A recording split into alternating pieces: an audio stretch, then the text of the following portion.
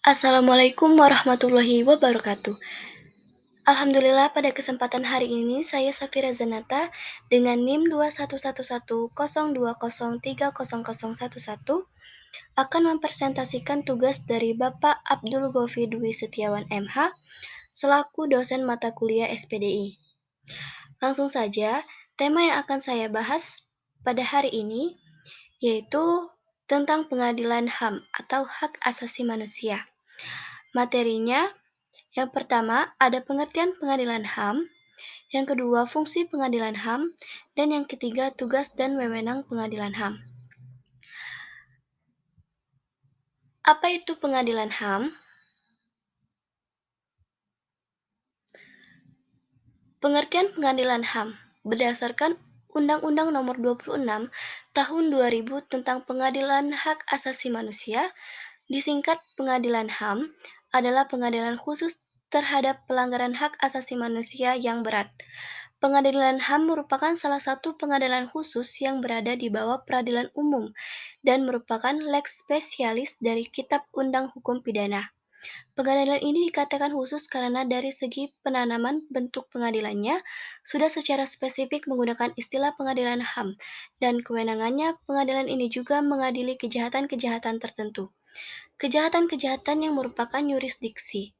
Pengadilan HAM ini adalah kejahatan genosida dan kejahatan terhadap kemanusiaan yang keduanya merupakan pelanggaran hak asasi manusia yang berat. Di Indonesia, pengadilan HAM yang berlaku memiliki landasan hukum, yakni Undang-Undang Nomor 26 Tahun 2000 tentang Pengadilan Hak Asasi Manusia, di mana dari dasar hukum tersebut dapat diketahui kedudukan pengadilan HAM di Indonesia, yaitu sebagai pengadilan khusus terhadap pelanggaran HAM berat dan berkedudukan di dalam lingkungan peradilan umum. Hal ini sesuai dengan ada pada pasal 1-3 dan pasal 2 Undang-Undang Nomor 26 Tahun 2000 tentang Pengadilan HAM. Selanjutnya, apa saja fungsi dari pengadilan HAM? Fungsi pengadilan HAM, jika dilihat dari sistem pengadilan HAM yang diberlakukan maupun dari pengertian pengadilan HAM itu sendiri, maka dapat diketahui bahwa fungsi utama dari pengadilan HAM adalah untuk mengadili perkara HAM berat yang terjadi di Indonesia. Beberapa fungsi diantaranya yaitu 1. Pengadilan khusus HAM, di mana sesuai dengan dasar hukum yang berlaku, memiliki fungsi untuk memeriksa dan juga memutuskan perkara pelanggaran HAM berat yang terjadi. Pelanggaran hak asasi manusia tersebut baik yang terjadi di dalam wilayah Indonesia atau teritorial NKRI atau Negara Kesatuan Republik Indonesia, maupun juga yang terjadi di luar wilayah Indonesia, tetapi dilakukan WNI atau warga negara Indonesia dan yang masih berhubungan dengan WNI. Yang kedua, pengadilan HAM ad hoc. Sedangkan fungsi yang kedua berhubungan dengan sistem pengadilan HAM ad hoc, di mana memiliki fungsi untuk memeriksa dan memutuskan perkara pelanggaran HAM berat yang terjadi sebelum dasar hukum pengadilan HAM yang baru, yaitu UU Nomor 26 Tahun 2000 diberlakukan. 3. Menjamin penegakan HAM. Adanya pengadilan HAM yang dibentuk dan diberlakukan di Indonesia juga berfungsi untuk menjamin kepastian hukum dan penegakan HAM. Hal ini disebabkan karena penegakan HAM yang dilakukan harus sesuai dengan penegakan hukum maupun aturan hukum yang berlaku, sehingga tidak ada pihak yang dirugikan nantinya. Oleh sebab itu, penegakan HAM di setiap negara memiliki kaitan yang erat pula dengan penegakan hukum di negara itu sendiri. Semakin banyaknya pelanggaran HAM yang terjadi di suatu negara, bisa juga disebabkan karena penegakan hukum di wilayah tersebut masih tergolong lemah. Maka sebab itu, penegakan hukum juga menjadi faktor yang mempengaruhi keberhasilan penegakan HAM di Indonesia. 4. Menjamin kemajuan HAM. Pengadilan HAM juga berfungsi untuk memajukan hak asasi manusia itu sendiri, termasuk di dalamnya adalah tentang pelindungan HAM bagi setiap manusia atau warga negara Indonesia. 5. Pengkajian instrumen HAM.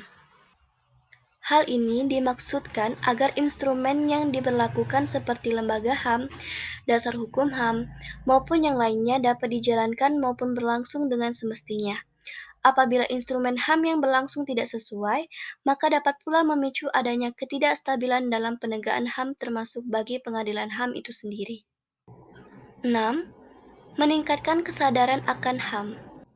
Fungsi pengadilan HAM yang terakhir adalah berfungsi untuk meningkatkan kesadaran akan HAM.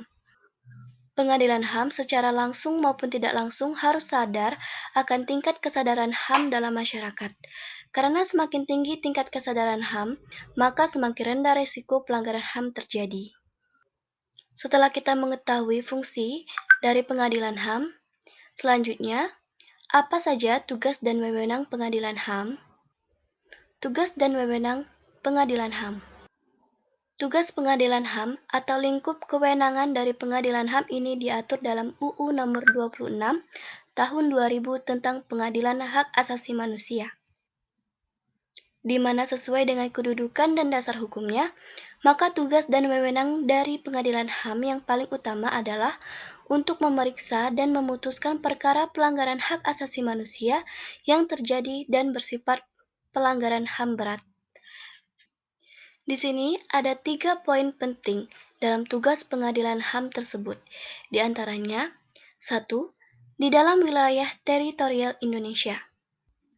Pengadilan HAM bertugas dan berwewenang memeriksa dan memutuskan perkara pelanggaran hak asasi manusia yang berat yang berada di dalam wilayah teritorial Indonesia. Artinya, bahwa setiap pelanggaran yang masih berada di dalam batas teritorial wilayah Republik Indonesia, maka menjadi tanggung jawab maupun kewenangan dari pengadilan HAM. 2. Di luar batas teritorial Indonesia. Pengadilan HAM berwewenang juga memeriksa dan memutus perkara pelanggaran hak asasi manusia yang berat yang dilakukan di luar batas teritorial wilayah negara Republik Indonesia oleh warga negara Indonesia.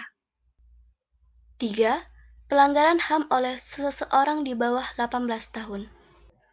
Pengadilan HAM tidak berwewenang memeriksa dan memutus perkara pelanggaran hak asasi manusia yang berat yang dilakukan oleh seseorang yang berumur di bawah 18 tahun. Pada saat kejahatan dilakukan, artinya bahwa apabila pelanggaran HAM yang terjadi dilakukan oleh anak atau seseorang dengan umur di bawah 18 tahun, maka pelanggaran atau perkara pelanggaran HAM tersebut bukan merupakan tanggung jawab dari pengadilan HAM. Mungkin sekian presentasi dari saya, kurang lebihnya saya mohon maaf.